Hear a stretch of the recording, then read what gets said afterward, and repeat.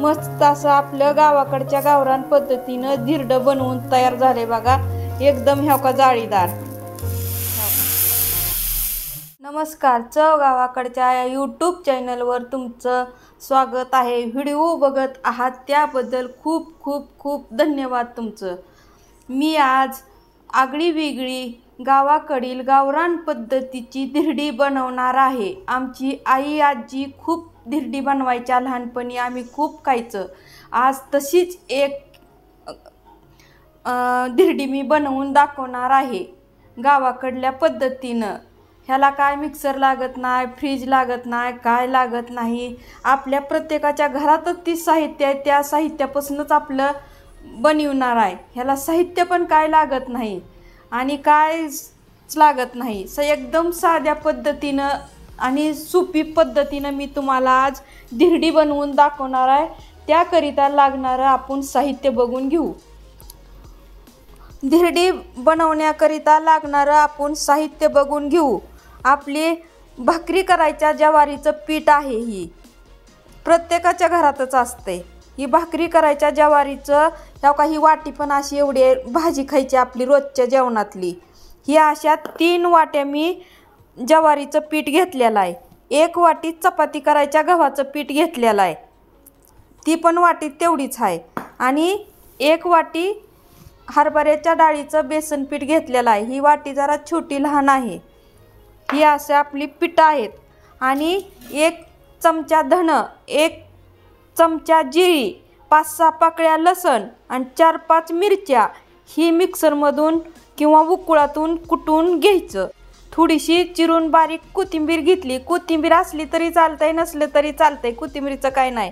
आणि हळद थोडीशीच घेतली, कारण का हळद जर जास्त टाकली आणि आपण तव्यात भाजले की धिरड्याचा कलर काळपट येतो, म्हणून ही पिठं पांढरी शुभ्र असते ती, म्हणून थोडीशीच हळद घेतली म्हणजे। आणि ही कांदा कशाला घेतलाय मी सोलून, तर असं मी तव्याला तेल लावणार आहे, म्हणून ही कांद्यानं तेल लावणार आहे तव्याला, म्हणून ही असा कांदा शिपटीचा बघून घेतलेला आहे। असा हो का, असा हातात धरायचं ना, अशी तेल लावायचं तव्याला, त्याच्याकरिता ही कांदा घेतलेला आहे। चला तर मग आता कसं बनवायचं ती तुम्हाला सांगते। मी थोडंसं तव्याला लावायला तेल घेतलेलं आहे, आणि तेल जास्त लावा कमी लावा तुमच्या आवडीनं, तसं काय। तेल एक छोटंसं घेतलंय, त्यात हळद टाकणार आहे, आणि ही कोथिंबीर, ही मिरची, धनजिरीची पूड कुटलेली आहे, लसणाच्या 5-6 पाकळ्या आहेत त्या कुटलेल्या, ही पण ह्या पातेल्यात टाकणार आहे। ही सगळं असं टाकलेलं आहे। ही पिठं पण ह्या का सगळी ह्यात टाकून घ्यायची। ही साधारण 4-5 माणसाला पुरतंय बघा खायला, आणि एकदम खायला पण छान लागतंय ही, आणि किती पण खावीशी वाटते ती, पोट नाही भरल्याने वाटतं, एवढं ही चांगलं खायला लागतंय। आणि पाणी काय मोजमाप नाही, आपलं पीठ जसं पाहिजे तसं आपण पाणी घेणार आहोत, पाणी काय मापून वगैरे घेतलेलं नाही मी। आता ही थोडं थोडं पाणी घालून पीठ मळत राहणार आहे मी, गाठी होऊ द्यायच्या नाही त्या, काय नाही।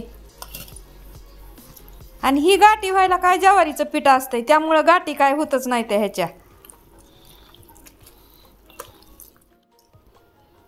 मस्त ह्या का असं पीठ आपलं झालेलं आहे बघा, एकदम पातळ।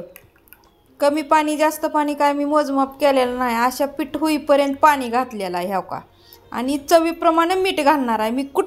धनजिरी सोबत कुटताना 1 चमचा मीठ घातलं होतं, आणि आता पण 1 चमचा घालणार आहे।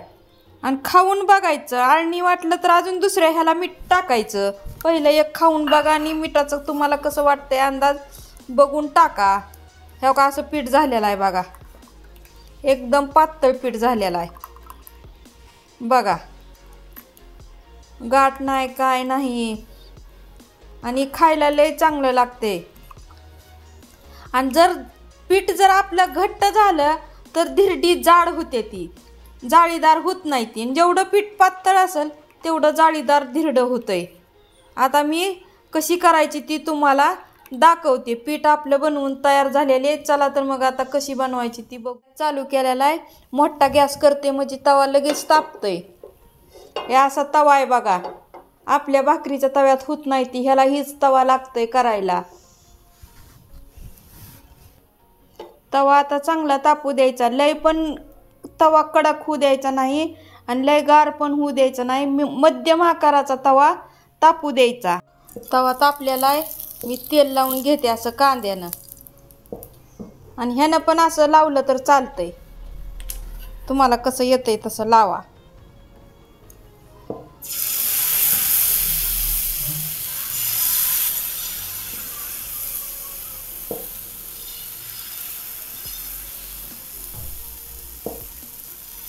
कसं ही पीठ पातळ असतंय, जरा वाकडं तिकडं होत असतंय, तर आपण असं पीठ सोडायचं असतं. परत पातळ पीठ असतं ना एकदम, त्यामुळं ही जरा गोल येत नाही ती.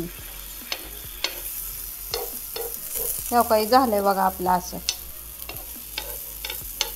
जर तुम्हाला गोल वाटलं असं कुठं पीठ सोडायचं, असं कुठं तरी कमी वाटेल तिथं. जाळी पण चांगली बनली आहे बघा. पीठ घट असले की जाळी बनत नाही. जरा अजून थोडंसं आता वरनं तेल लावते असं.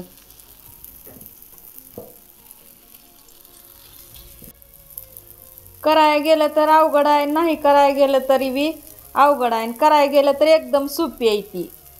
ह्या काही असं ह्यानं उलटायचं का, उलटण्यानं जर उलटलं तर तवा खराब होतो. म्हणून मी ह्या तव्याचंच हाय, ह्यानंच उलटते ते असं हळूच. ह्याव का असं पलटी करायचं. ह्याव का छान जाळीदार झालं बघा आपलं. काय एकदम गावाकडच्या साधारण पद्धतीनं आहे ही, एकदम सोपं. ही बटाट्यासोबत खायचं किंवा रसासोबत खायचं किंवा नुसतं सुद्धा असं खाऊ शकता तुम्ही. एवढं ही अप्रतिम आहे खायला, एकदम छान आहे. गॅस बारीकच केलाय, लय बी मोठा गॅस केला लय तवा तापला की लाल होतंय, काळं होतंय. मध्यम गॅसवर ठेवलंय मी. तेल पण लावलंय चांगलं. आता ही आपलं धिरडं मस्त बनवून तयार झालेलं आहे. ही बनवायची पद्धत कशी वाटली ती कमेंट बॉक्सवरून सांगा. नवीन असाल तर चॅनलला सबस्क्राईब करा. धन्यवाद. मस्त असं जाळीदार आपलं धिरडं बनवून तयार झालंय बघा. याव का